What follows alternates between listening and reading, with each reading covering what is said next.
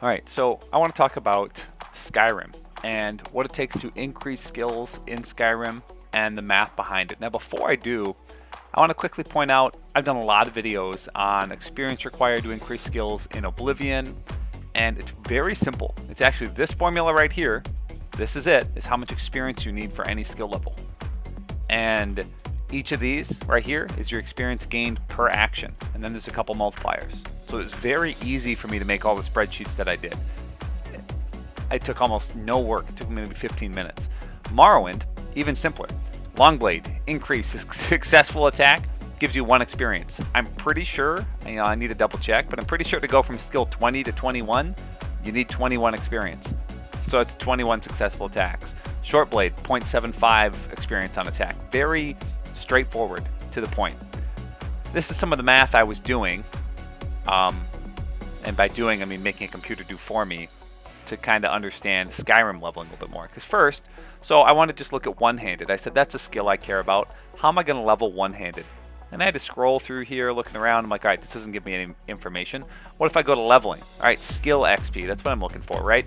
And I get this equation. What the hell does that mean? Skill improvement multiplier times my level minus 1 to the power of 1.95 plus my skill improvement offset. Okay, a bunch of information about cumulative skill experience. I'm not reading all that. So it's giving me some examples about lockpicking. I'm like, oh, okay, who cares about lockpicking? That's a worthless skill. So I find this table. So okay, one-handed. We have a skill use multiplier, 6.3. Skill use offset, nothing, so don't worry about that. Skill improve offset, nothing, so I'm not going to worry about that. Skill improvement multiplier is 2. Now if you notice, if we sort by the skill improvement multiplier, this 2 here, this is what determines how much experience is required. I said, okay, we're starting to kind of simplify this. I'm starting to understand it. How much experience I gain for one-handed is based on my base weapon damage, and then I must multiply that by my skill use multiplier. So, okay, I'm kind of getting it. So let's make the spreadsheet. So I just copied and pasted that formula over here. Said, okay, so I got my skill use multiplier is 2.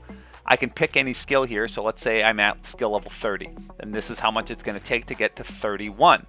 So, okay, so it's kind of, I can double this number, or I can square this number and then double it. And I get to about that. Because like, so for example, 20 squared is 400. That doesn't look right because it's minus 1 to the power 1.95. So it's going to be a lot less.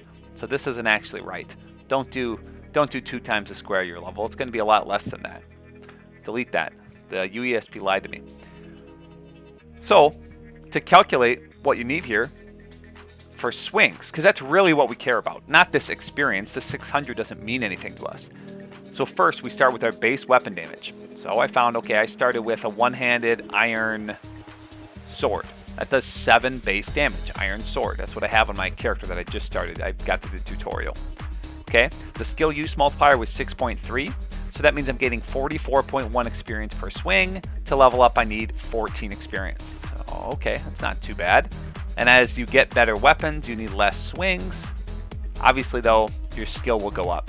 Perks, enchantments, alchemy, none of that has any effect on experience. It is just base weapon damage times that skill use multiplier. So, getting a better weapon, going from, iron with 7 damage to ebony, which is 13, makes a big difference. 7 is 90 swings, 13 is only 48 swings. It makes a very big difference. Now, two-handed has a much lower multiplier, and the weapons are a little slower, but the base weapon damage is so much higher. So if we go to two-handed weapons, we scroll down a bit here. Iron Greatsword, the very beginning, you can be doing 15 with an Iron Greatsword. So right away, this is with the worst weapon in the game, and it's already higher than that ebony one-handed sword with the base damage. So unless you're swinging a lot slower, it's going to gain experience a lot faster, even though its multiplier is slightly lower. Next, we have extra multipliers. There's the Warrior Stone, just multiplies your experience gained by 20%. Pretty straightforward. Well Rested multiplies it by 10%. There's probably other stuff in the game, but if you've watched my channel at all, I'm actually pretty new to Skyrim, so this was a learning experience for me. I do plan on doing some more of these deep dives into Skyrim to kind of understand the system better for me, and then just share what I'm finding with you. So it's going to be a little bit different of a style than my Oblivion videos, where I already kind of knew what was going on. I just wanted to make sure I got the math right. So this is swings needed if you have these multipliers. You can kind of see the difference. So if I'm at 95 skill, I have, what's a good weapon? Let's pick Daedric. So we'll do Daedric Warhammer. 31. 31. And, oh, weapons. And a Daedric Mace, 20. So we'd need 112 swings with the one-handed, 77 with the two-handed. If you're using the Warrior Stone, you're well rested with the two-hander. Going from 95 to 96 is only 58 swings. It's a big difference. You know, if you're using a weak weapon, it's going to be 100, and no Warrior Stone, it's 158. That's a big change in my opinion. I just made this table. I rounded the numbers. I also wanted to show when I summed up all the experience required to get from 15 to 100, I got about 513,000. But on the UESP, it says 528,000. And it's not different enough. Like I clearly didn't like have a typo or something's not way different. But we're getting different numbers. And it's not like if I go to 100 or add 14 in there, like that doesn't fix it. So one of us is doing something wrong, and I assume it's me because this is up on a website. But it does say verification needed, so I don't know. Something could be slightly off on one of us. I also used a Desmos calculator just to kind of show it does look a lot like Oblivion did with this graph here, except in Oblivion it went up to 10,000. Oh well, that was the total experience required. Sorry. In Oblivion, it went up to like 300. Like to get the last skill, you only need like 300 experience. If you see here, to go from 99 to 100. You need a lot of experience. It says 15,000 if you can't read that. Maybe you're on your phone or something. So 15,000 experience. Where at the beginning, if you're going from level 16, you only need 300. 300 to 15,000. It's a very big jump. So I also wanted to make the integral here. I subtracted the value at 15 because I wanted to zero it out at 15. So I just subtracted 1630. This is why I needed this this to do the integral for me, because I am not doing that calculus by hand. I don't hate myself. So as you can see, it starts out really slow. Like you do not need a lot of experience, just like in Oblivion for those first chunk of levels. 32,000 will get me up to level 40, where when you're at 98, like you need 500,000. You need 500,000.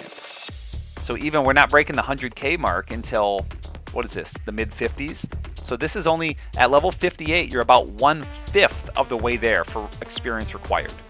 So you think, oh, I'm at level 58, I might be kind of close to halfway there, maybe a little bit less. It's 1/5. So the experience required late game, that's when you want to get that master trainer in Skyrim as well, it looks like. Now I haven't played, so I don't actually know what I'm talking about. The last thing I wanted to say is on the wiki, they said formulae. Like, come on, we say formulas here. We're not nerds. Last thing to talk about before I go, this is very, very important. Like 27,000 YouTubers made dumb videos about Avowed. I will say it doesn't actually look as bad as I expected. I just wanted to kind of share my take. However, when I go to the most played RPG games on Steam right now, we got a pretty long list here before we find Avowed. So there's a lot of games here, and Avowed is 26th. Now it is on Game Pass, but it does kind of feel good to be vindicated that it's sort of a flop here. Kind of funny for me.